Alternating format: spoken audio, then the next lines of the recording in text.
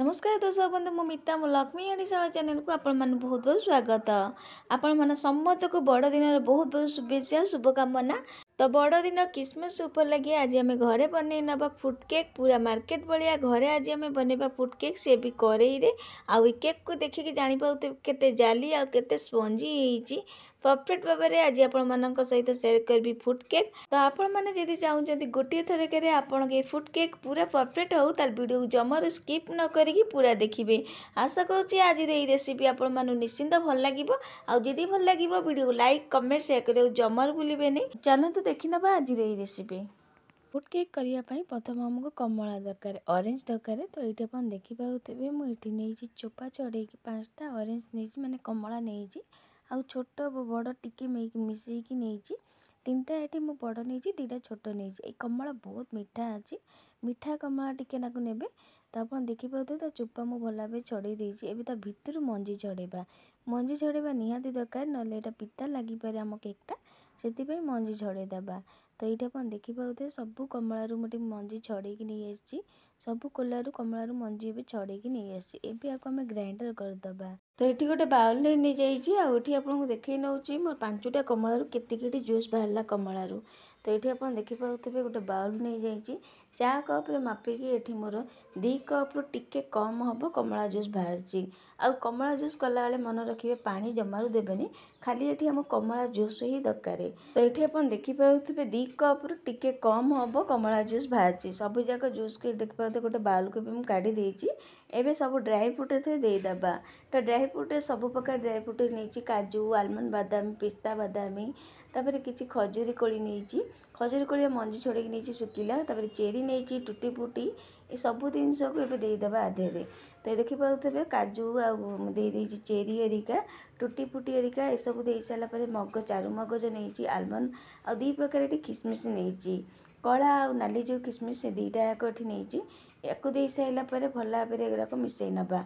शेष को देखिए चिना बादाम नहीं गोटे मुठा चिना बादाम चोपा छड़े नहीं भजा चिना बादाम पूरी ऑप्शनल अच्छी आप स्किप भी करेंगे कि अच्छी जब निश्चिंत देवे ड्राई फ्रुट केक रे सब प्रकार ड्राई फ्रुट देले बहुत बढ़िया लगे केकटा। तो सब जिनस को देकी भल भाव मिसई नवा आपको आप राति सारा कि कम से कम 8 घंटा जाए छाड़े जिते समय छाड़े से समय बतुरीले आम केक बहुत बढ़िया हम। तो आपको मुझे राति सारा छाड़ी दूसरी पूरा राति सारा गोटे राति सारा छाड़ी सारापर ये आपको देखा पूरा सकाल हो जाए देखिपे एवं आपको देखा देखूँ मैं पूरा राति सारा छाड़ी देती बतुरिया को देखिपे केते बढ़िया भाव फुली जाइए सबू कमला जूस बहुत बढ़िया भाव ड्राई फ्रुट को बतुरी देती डबल भी हो जाए देखूँ किसी भी ये ना जूस देखिपे बहुत बढ़िया भाव बतुरी भी जाइए मझीरे मझीरे आपको गोलौथे मैंने रात जिते बड़े आप ये करेंगे सकाल टिके मझीरे मझीरे गोलैकी आपको छाड़ीदेवे जहाँद्वारा आउ टिके बतुरी जीव एमती करके नवा द्वारा आम केक भी बहुत बढ़िया हम आपको बहुत दिन जाए स्टोर करके भी बाहर हो कि फ्रिज रखिपारे। तो ये आपको साइड करवा। तो केक को बेक करने आगुरी करेगी मुझे बसई देती आ लुण को सब बेले मुझे व्यवहार कर से लुण देती तले गोटे प्लेट देकी आम गरम हवा को लो फ्लेम रे छाड़ीदबा। तो ये आपको साइड करवा। तो केक को आम जो बनइबा माने बेक करवा सेटा रेडी करवा केक टिनटा केक टिन ये देखिए मुझे नहीं जाइए केक टिन टी बड़ साइज नहीं आ द्वारा आप टिफिन नहीं पारती कि जगार कंसा थब ताकू भी नहीं पारती। तो ये मुझे देखिए गोल वाला केक टिन यहीटा नहीं पारती कि कंसा टिफिन आप जोटा सुविधा थब से गोटे नहीं पारती कि केक टिन जाइए नहीं पारती। तो से आग तेल ये मारिदे जदि बटर पेपर ना तो तेल मारिकी मैदा छिटकई केक करें आराम से भाजी किंतु मन रखिए तेल मारे तापर टिके मैदा छिटकई देवे जहाँद्वारा केक आराम से बेक है बाहर पार। तो ये से तेल मारी सारापर बटर पेपर काटिकी नहीं चारिआडे बटर पेपर देदेबा बटर पेपर दबा द्वारा केकटा आराम से बाहर जाए। तो ये आप देखिए बटर पेपर दे चारिआडे। तो बटर पेपर दे सारापर आउ टे चारिआडे तेल मारिदेबा। तो ये आम रेडी हो जाइए केक टिनटा बहुत बढ़िया भाव में यहाँ रेडी हो सारी जदि ना ताले आ द्वारा तेल मारिकी आप ମଇଦା ଛିଟକେଇ ପାରନ୍ତି। ତ ଏଇଟା ରେଡ଼ି ହେଇଛି, ଏବେ ଆକୁ ସାଇଡ଼୍ କରିବା। ତ କରେଇଟି ଏଠି ମୁଁ ଗ୍ୟାସରେ ଆଗରୁ ବସେଇ ଦେଇଛି। ଗରମ ହେଲା ପରେ ଏଠି ମୁଁ ଚିନି ଦେଇ ଦେଇଛି। ତ ଗୋଟେ କପ୍ରୁ ଚିନିରୁ ଅଧା ଚିନି ଏଠି ମୁଁ ଦେଇ ଦେଖିପାରୁଥିବେ। ଏବେ ଚିନିକି ପାଣି ଦେବା ନେଇ ଲୋ ଫ୍ଲେମ୍ରେ ଏଇଟାକୁ ପୁରା ମେଲ୍ଟ ହେବାକୁ ଦେବା। ତ ଏଠି ଆପଣ ଦେଖିପାରୁଥିବେ ଚିନି ପୁରା ମେଲ୍ଟ ହେଇଗଲାଣି। ଆଉ ଟିକେ କଲର୍ ଆସିଗଲେ ଆକୁ ଆମେ କାଢ଼ିଦେବା।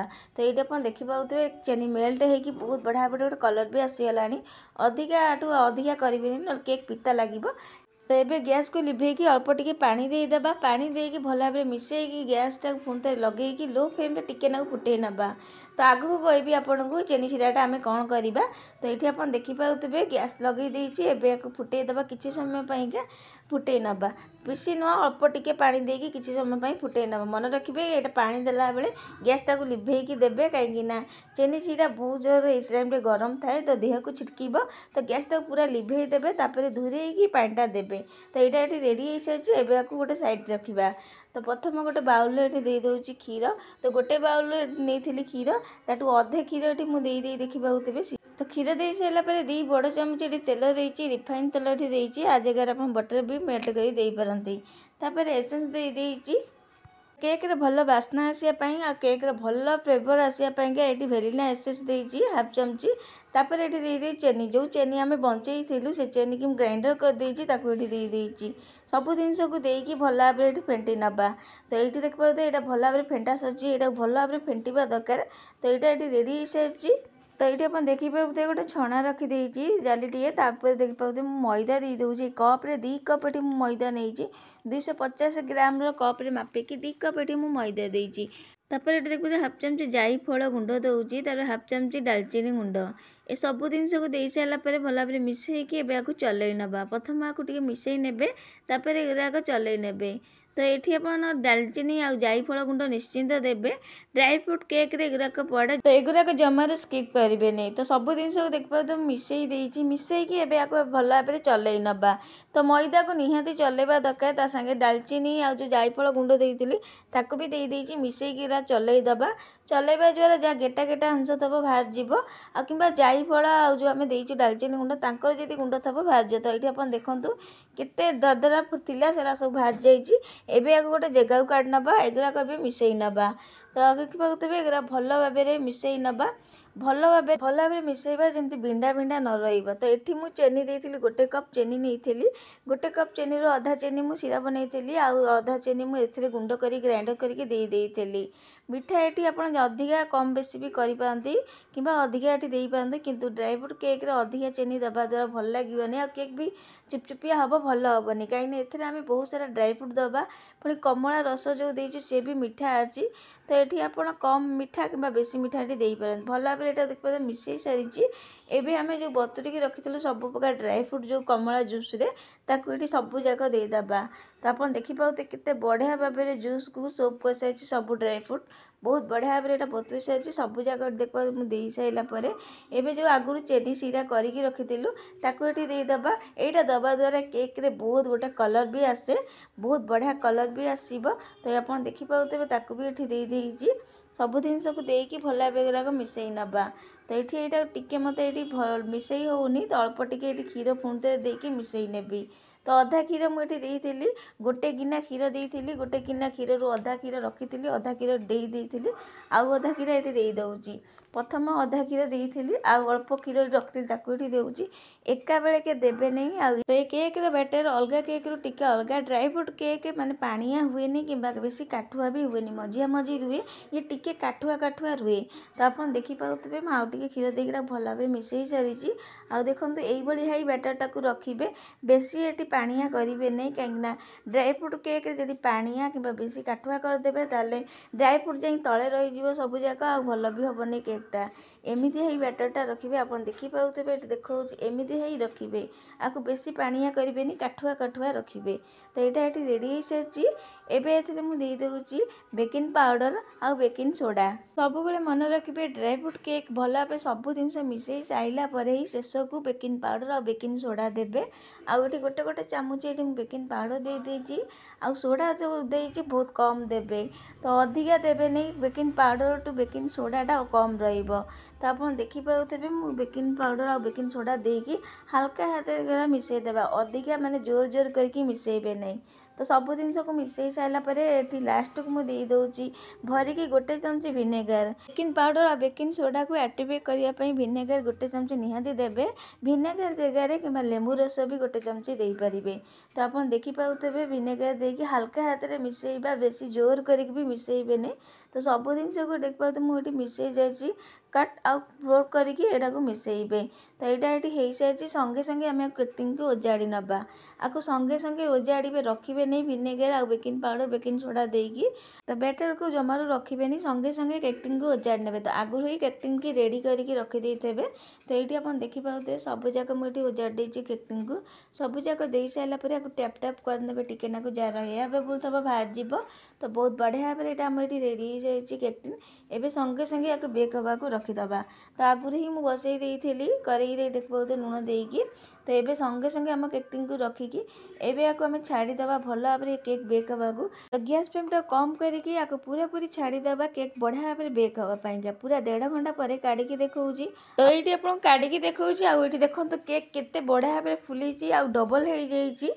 साइड देखिए तो छाड़ी भी आसी सारी। एवं आम गोटे टूथपेस्ट कि गोटे छुरी साहाय्य मझे पूरेकी देखिए केक भीतर हो कि नहीं। जदि छुरी कि टूथपेस्ट लगुच जानवे है आउ कि समय छाड़ी पारती। किंतु मोर ये बहुत बढ़िया भाव में बेक हो सारी। आपड़ ये देखिए निश्चिंत भावुवे ड्राई फ्रूट केक जो बैटर देती आप देखिथे वीडियो देखे दो साइड देखिए किसी भी ऊपर नाला। किंतु ये केक ऊपर केमती आप निश्चिंत भावुवे मुझे आगू कहबी केमी आपको देती मु। तो ये देखो मु केक को छाड़ी देती गरम रे गैस को लिभेगी से गरम रे छाड़ी देती केक जद्वारा आउ टिके ऊपर भल भाव में हो। तो पूरा ठंडा है काढ़ी नहीं आउ केक काढ़ी देखा देखो बटर पेपर दबा द्वारा किसी भी लगी नहीं आ बहुत आराम से बाहर जाए। जदि बटर पेपर दौना मैदा छिटके दे पारती तेल देकी मैदा छिटके देवा जद्वारा आराम से केकटा बाहर जीव। एवं केक ऊपर सब बटर पेपर काढ़ी नवा। एबे आपको गोटे प्लेट रखी लौटे नवा। ये देखो केक केते बढ़िया भाव में बेक होते बढ़िया डबल है देखिए बहुत बढ़िया भाव में स्पंजी भी होती बहुत बढ़िया भाव में फुली पूरा पाखक नहीं देखा आप देखिए जानीपे केक केते स्पंज होती आप देखिए जानीपे। गोटे प्लेट रखिकी आपको लौटे नवा। तो ये आपको कहूँ केक ऊपर मुझे ड्राई फ्रूट गुरा देती आप निश्चिंत वीडियो देखी थे आ साइड भी लगे आप देखिपे किसी जो केक बैटर दौली केक टी किसी भी नाला उपरे सबूक तल को पलि जाइए उपरे एमती किसी देखा भी बेसी देखा भी जाऊन। किंतु मुझे देती केक जो देदेली 10 मिनट जाए बेक हवा छाड़ी केक पूरा फुलीगला संगे संगे काढ़ी मुझे किसी कटा ड्राई फ्रूट सब रखी देदी जहाद्वारा केक रे भल भाव में लगी द्वारा बहुत बढ़िया भाव में केक रही उपरे एमती दबा द्वारा कहीं केक आम जो गोलैलु बैटाटा जो टैप टैप कलु से भर पलि जाए से ऊपर भी एत किसी देखा जाए न था। जो केकटा 10 मिनट छाड़े भल भाव में फुलीगला ही तापर जब ड्राई फ्रूट दबा चाहिए दे पारती जहाद्वारा केक ऊपर भी रही देखा भी सुंदर देखा। तो मन रखिए जदि आप आगुरी दबा चाहिए देदेवे जो बैटरटा ओजाड़े से टाइम देदेवे कि केकटिंग जो दे सारी जो बेक हवा छाड़देवे आउ देवे नहीं 10 मिनट जाए छाड़े फुलीगला ही तापर संगे संगे काढ़ी ड्राई फ्रूट भी ऊपर एमती दे पारती। तो आप देखो केते बढ़िया भाव ड्राई फ्रूट भी रही बहुत बढ़िया भाव ड्राई फ्रूट गुरा रही आ डबल हो जाए केते सुंदर देखा बहुत बढ़िया भाव बेक भी है। तो ये आपको काटिकी देखी भितर भी केते स्पंज होता बहुत बढ़िया भाव जालीदार भी होता। एवं काटार आप देखिए जानीपे केते बढ़िया भाव में केक स्पंज हो बहुत स्पंज होता केकटा आउ देखो काटार आप जानीपे केक केते बढ़िया हो देखो गोटे पीस ये काटी देती आप देखिकी जानीपे केक भितर केते जालीदार हो पूरा पाखक नहीं आपको देखा देखो पूरा ड्राई फ्रूट गुराक केक भितर एमती रही देखिपे बहुत बढ़िया भाव में ड्राई फ्रूट केक भितर रही ऊपर जमी रही भितर भी बहुत बढ़िया भाव ड्राई फ्रूट गुरा रही आ भितर केते स्पंज होते जालीदार आप देखिकी जानीपे। तो गोटे गोटे ये सबू केक भितर पूरा ड्राई फ्रूट गुरा रही आप देखिकी जानीपे पूरा पाखक नहीं देखा पूरा जालीदार हो बहुत स्पंज होता केक भितर बहुत बढ़िया भाव जालीदार होबे आम सब केक को आपण मन पसंद जो साइज केक काटार अच्छी से ही साइज सब केक को काटी ने। तो ଏଇଠି ଆପଣ ଦେଖିପାରୁଥିବେ ସବୁ କେକ୍ ମୁଁ କାଟିକି ରେଡ଼ି କରିସାରିଛି। ଆଉ ଏଇଠି ଆମର ରେଡ଼ି ହେଇଗଲା କ୍ରିସମସ୍ ସ୍ପେଶାଲ ପଞ୍চ କେକ୍ କିମ୍ବା ଡ୍ରାଏ ଫ୍ରୁଟ୍ କେକ୍। ନିଶ୍ଚିନ୍ତ ଥରେ ବନାନ୍ତୁ ଏଇ ପ୍ରୋସେସରେ ଏଇ କେକ୍ଟାକୁ ଘରେ କ୍ରିସମସ୍ରେ ବନାନ୍ତୁ କିମ୍ବା ଏଥର ନୂଆ ବର୍ଷରେ ନିଶ୍ଚିନ୍ତ ଭାବରେ ବନାନ୍ତୁ ଏ କେକ୍ଟାକୁ। ଆଉ ଆପଣମାନଙ୍କର ଏ କେକ୍ କେମିତି ହେଲା ନିଶ୍ଚିନ୍ତ ଆପଣମାନଙ୍କର ଅନୁଭବ ମୋ ସହିତ ସେୟାର କରିବେ। ଆଜି ପାଇଁକା ରହୁଛି ଜୟ ଜଗନ୍ନାଥ। ପୁଣି ଆସିବି ଏମିତି ଗୋଟେ ନୂଆ ରେସିପି ନେଇକି। ଧନ୍ୟବାଦ।